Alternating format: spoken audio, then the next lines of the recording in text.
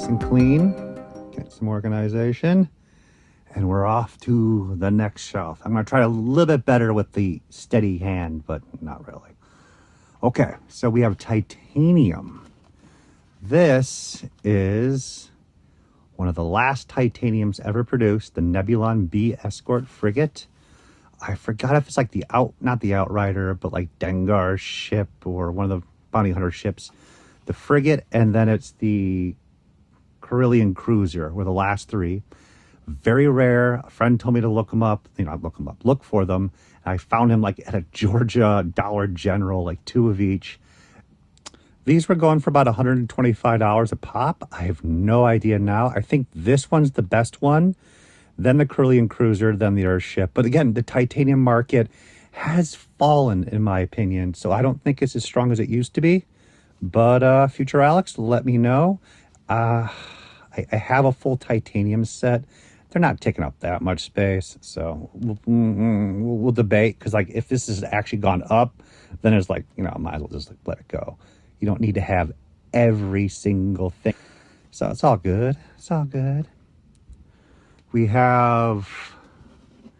So moving on, we have an empty box. So this actually is my original micro Bespin playset head I got as a kid.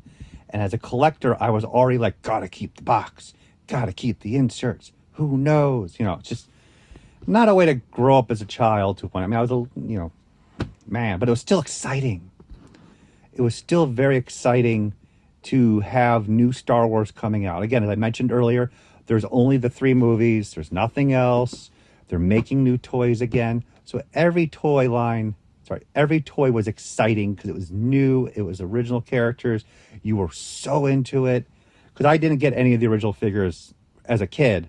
But for me, this was like, you know, wow. But I was a little bit older, though.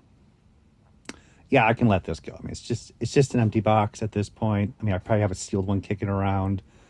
So let that move on. Action Force. I'm going to start propping them up versus terrible holding. So this is the Action Man, which is the UK name, or in general the European name, for all G.I. Joe. So the first Action Force were literally just basic Star Wars style posability, lots of colorful figures, and then they started bringing in the Joes. You can see the snake armor there, some unique vehicles we never got. It's still really neat. They're collected, but they're not huge money. Again, the market could have gone up. I mean, I paid literally $15 for the tag on top of the bubble there. But I just wanted a sample. I don't have like any of these guys loose. Little mailway form for the skeleton guy.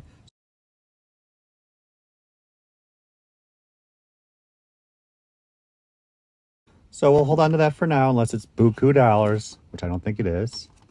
We have some magazines. What? Previews. I'm just keeping a previews kicking around for no reason.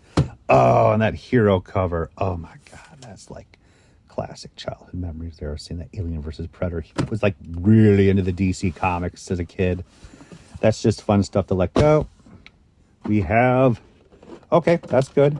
So this is the Deluxe Fusor. This is Sky Shadow. Excellent line. Love it. Lyle, love it. About $35.40. This should be a duplicate. I have the Beast War tub actually right down there. Holy crap, look at that. We're getting real organized. So I'll compare in there and we'll let it go. But the Beast War line, oh man, it was so exciting when they were bringing out like Cyber Shark and Rampage. We have now Power Commands.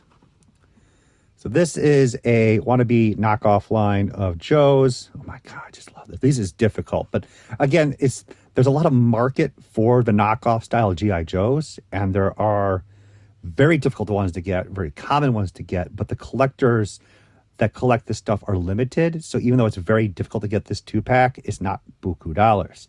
But it is very, very difficult to get, especially those guys from the other galaxy. I like how specific and yet still very vague it is. 2 little bio cards, collect them all. 1992 by Lucky Bell Plastic Factory. They couldn't be Lucky Bell. It had to be like Lucky Bell Plastic Factory. Oh, so it's not just that, it's the Plastic Factory one. But again, we'll look it up. I'll probably sell if it's up there for value, or I just have loose ones. Moving on, we got a nice Wampa.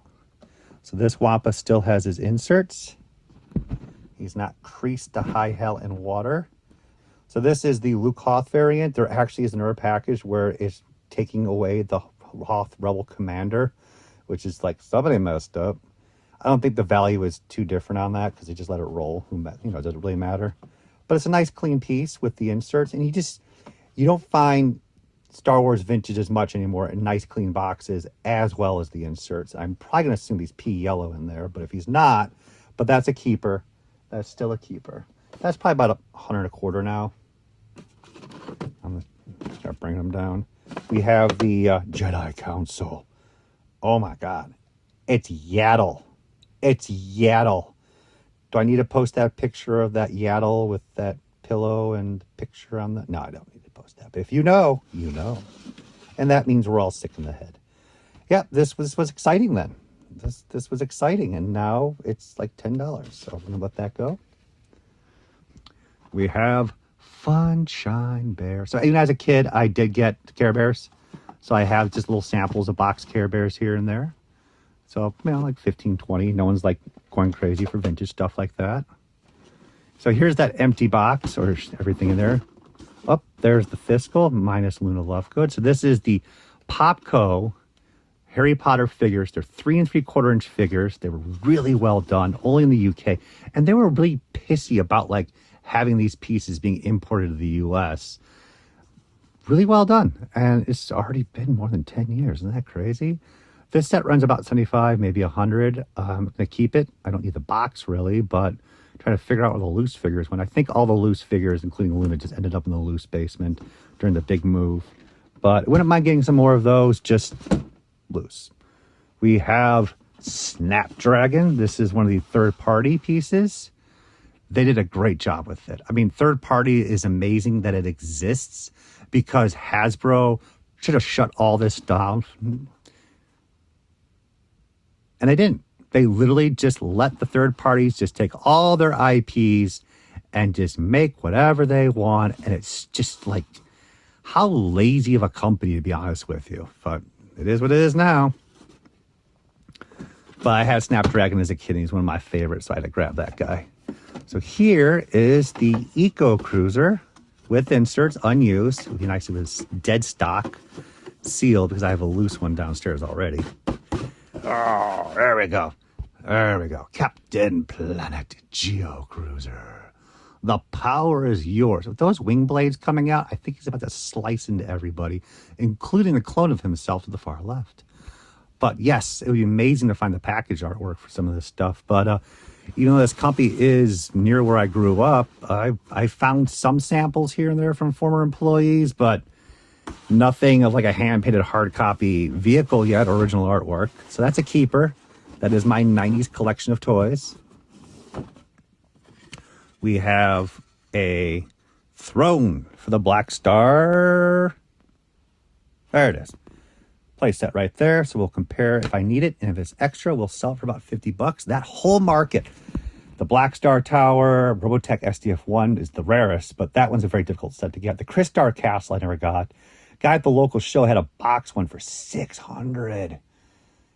And again, I'll be honest with you, like you would walk into toy shows, the Sector Hive, that's not rare. People are paying money for it now, but like that one I literally bought probably in 2018 for $125 at the toy show.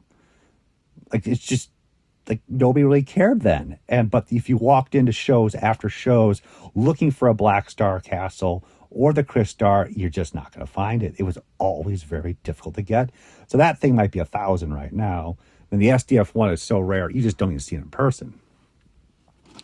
We have classic Sega Charadal Select. I picked these up from a store that was going under for about $5 each. And this is one of the last ones that was kicking around that should have been sold. I never watched the series or anything. I just knew it was a good deal. And I got the set, the armored set, and a whole bunch of stuff, and they're all gone. And it just got stuck. So that's out of here. That'll probably be about $45, $50. I don't think the market's too hot on this. It's not It's remembered, but it's not like Sailor Moon remembered. Okay, so I just reset those guys up. That is some serious box damage there. There we go.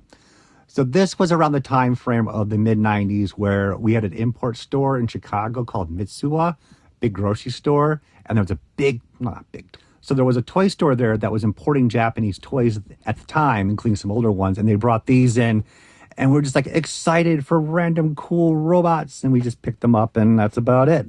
I don't think anyone gives a rat's butt. And the funny part is the store actually had, I walk in there and retail price, like what they would ask in Japan, they had Metal Hawk from Transformers for like $25. They had Octane. They had the Predaking guys. And I left them all there and I bought one Predaking guy for $20. And it was like 1993, 94. I just should have bought everything. Oh. Anyways, we have Toka. So Toka, so at the very end, this is Toka. This is the final series card with the purple back. This is the Walmart. KB also had a whole bunch of these. And you can see all the wonderful characters at the very end, including some of the very rare ones. Shogun series, scratches there, though he's not final series, but no Winged Warriors or anyone like that. This is just them going through and reissuing. But this series was pretty common for a long time. Turtles Market never, ever went anywhere. So we would always look at them and be like, when's it going to pop? I mean, how many of these can you store? If you look over here, this is all, I think, later series Turtles also. And you can only get about 15 carded figures per tub. And I have tubs and tubs and tubs still to go through. And we're going to all go through those videos soon. But there's just a point where you couldn't keep buying up and storing. And the market finally did pop during the... And then the market finally popped during 2020 and just blew up. So this figure used to be like 10 to 15 at the toy shows and nobody cared in like 2018. So this will probably be about 45 with a little bit of wear that it has, which is fine. And we're going to go through and see if that's a duplicate. Now we are at Godar and Bones. Pretty clean boxes, soft Fubi Japanese pieces made for the US market. They actually did not get these 8-inch figures in the Japan or Asian markets. Maybe a little bit later from imports, but it's just fascinating. We got these wonderful soft Fubi figures and I love them. Everybody loves them, but they're not worth that much because as I mentioned, the Power Ranger market just, they love this stuff. They collect this stuff, but they're not paying the money for this, especially since it's not a Megazord. So Healy runs like $30 and Bones, the evil Bones, only runs about $20 box. Isn't that crazy? But at the end, they were pumping these out. At the end, there was, and at the end of this run of Power Rangers, they made a ton of these.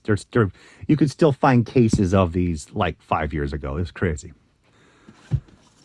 Empty box, Ghost in the Shell. Where did she go? Who knows? And sadly, my personal collection piece of the Energy Liger, which was being blown out for even less than that. Green tag, I mean, that probably was 15. I probably had a couple of them. This is the last one. It got yellowed. I do not like it when my toys get yellowed, but at least it's just the side. And at this point, I'm just going to accept that because you can't, if you go to a show, I will bet this is probably about 125 right now. And I'm just not going to go out and pursue a nice clean box in the front, out of the corners, because I'm not going to find it anymore. This was cherry picked from the store. It's a little more uncommon toward the finale of the line, so just eat it. Yes, eat it. So that way we'll eat it. Wow. I mean, there's not many toys in these shelves, but these videos are going a little bit longer than usual. And we will crush now the finale of the top with the Roppongus.